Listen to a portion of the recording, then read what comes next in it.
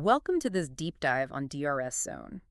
The 2026 Formula One season has officially kicked off with the Australian Grand Prix, and wow, we are staring down a massive stack of post-race evaluations, driver ratings, telemetry data, and just complete strategic breakdowns. No, it is a mountain of data. And just a quick note before we get completely fired up, this segment is part of our news coverage of recent F1 events. Exactly. And if you have been following the sport through the winter break, you already know the stakes here. I mean, the dawn of this new regulatory era brought a ton of anxiety, but looking at the evaluations in front of us, the racing absolutely delivered. It did. The mission for today's deep dive is to synthesize all these post-race reports to figure out what the 2026 regulations actually translate to out there on the asphalt. We need to cut right through the raw lap times, figure out exactly what the radically new rules mean for the sport, which teams nailed the new era, and honestly, who completely missed the mark. Okay, let's unpack this, starting with the overarching verdict on the race itself. The source evaluations give this Grand Prix a solid 7.3 or 7.4 out of 10. Which is a huge score considering the preseason panic. A massive sigh of relief for the sport, right? It was highly entertaining early on, just incredible wheel-to-wheel combat. The evaluations do note the action fizzled slightly in the closing laps, primarily because of diverging pit strategies. Right, you had that split across the grid. Yeah, teams committing to a one-stop strategy versus those lengthening their stints to make a two-stop work. That meant the frontrunners were heavily separated by track position at the end. No grandstand finish, sadly. I wouldn't necessarily view that strategic divergence as a negative, though. The real story, the evaluations highlight this perfectly, is that the core racing product has fundamentally shifted. It really has. The 2026 regulations stripped away the MGUH and dramatically increased the electric motor output to 350 kilowatts. It feels almost like an attack mode from Formula E. Drivers are dealing with a massive drag penalty if they mismanage that energy. Which completely rewrites the overtaking math. It looks way less like the predictable DRS trains we're used to, and much closer to aggressive, tactical energy deployment. And why does this matter to you, the listener? Because casual viewers might not understand the complex battery management algorithms running on the steering wheel, but they will definitely see the result. Much closer racing. Exactly. Much closer, much more aggressive on-track fighting. This was a huge relief compared to those dismal preseason expectations. And the team that seemed to have the best grasp on that new tactical mapping right out of the gate was Mercedes. Let's talk about George Russell's dominance. A total masterclass weekend. He took pole, won the race, and executed Mercedes' brilliant strategy flawlessly.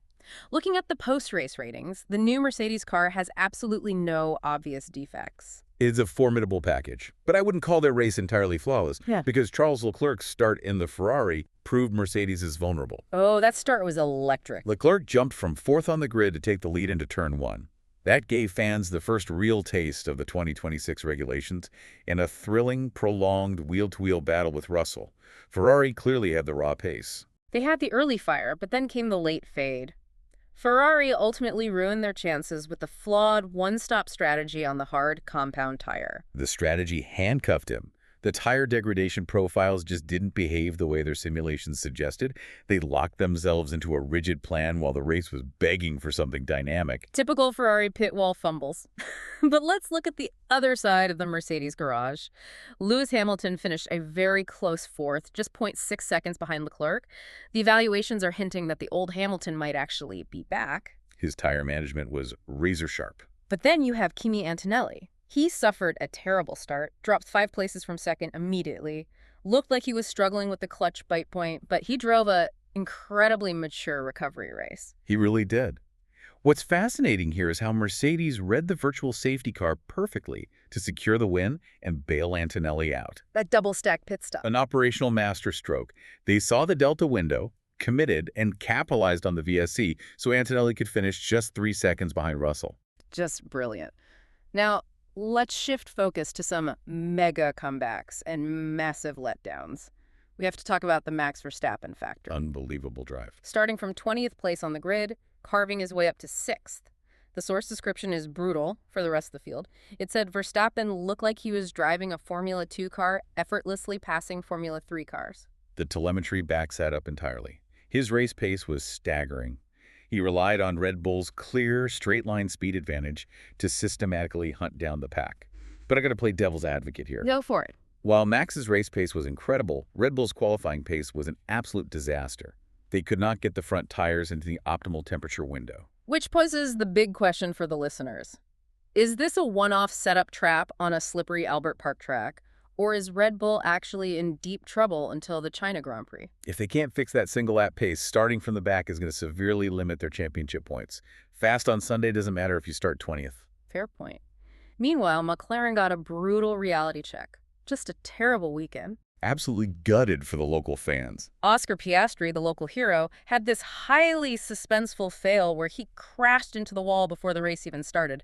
The hometown crowd was devastated. And then Lando Norris drove his heart out just to defend 5th place from a charging Verstappen at the end. Proving that McLaren has slipped. They are now the 3rd or maybe 4th fastest team. The aero correlation is off, and they are struggling with the new engine rules. It's a huge step back for them. Speaking of new engines, let's get into the rookies, the new teams, and some literal fireworks. Audi's highly anticipated debut ended in absolute disaster. A fiery debut in the worst way possible. Nico Hülkenberg was having a brilliant run, running as high as 3rd or 5th, showing real potential. Then his Red Bull powertrain failed spectacularly, caused a literal barbecue at the back of the car, and brought out the first VSC. A catastrophic thermal management failure. But hey, the evaluations laughed about it, giving him 10 out of 10 for style. Well, to balance that out, we have to highlight the bright spots for Audi. Gabriel Bortoleto delivered a highly impressive debut. Despite that terrible, high-waisted grandpa race suit. I mean, the suit was a choice, yes. But driving a clean, intelligent race to a 9th-place finish, managing the VSC restarts beautifully, that proves the Audi baseline is solid. Alpine had a good day, too. Pierre Gasly grabbed an excellent 10th-place finish, proving they also have a solid foundation to build on. And the rookie standouts didn't stop there. Arvid Lindblad made a sensational start, jumping all the way to 3rd or 4th on lap 1 before settling into a great 8th-place finish. And Oliver Biermann drove a very mature race for Haas, bringing it home in 7th. Here's where it gets really interesting, though. The composure of those rookies is wild when you look at the sheer chaos of the start. Liam Lawson bogged down horribly off the line. He nearly caused a massive pileup. The speed differential was terrifying. Franco Colapinto showed superhuman reflexes to avoid slamming to the back of Lawson's car. He saved it. But then, heartbreak. Just agonizing. His race was completely ruined by a 10-second stop-and-go penalty because a mechanic touched his car 15 seconds before the start. A brutal operational failure.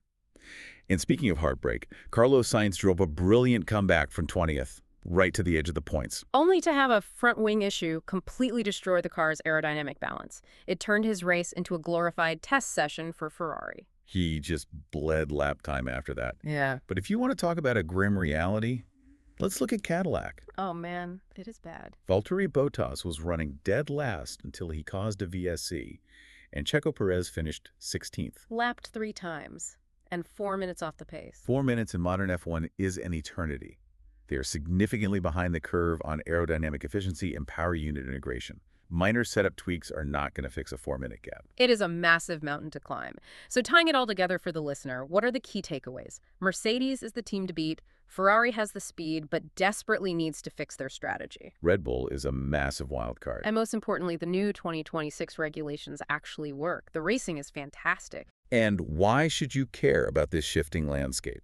Because with the grid this mixed up, technical understanding and strategy will dictate the season, not just raw speed. It's a whole new game. If we connect this to the bigger picture, if energy management and tactical battery deployment are now the ultimate deciding factors in on-track overtakes, are we witnessing the end of the aerodynamic dominance era in Formula One? The end of wind tunnel championships. Exactly. Is this the dawn of the smart battery wars? That is a wild thought to leave you with. Is aero taking a backseat to battery strategy? Thank you so much for joining us on this deep dive. Keep exploring the incredible world of F1's new era. And remember to follow DRS Zone on all platforms, TikTok, Instagram, and YouTube. We will see you on the next one.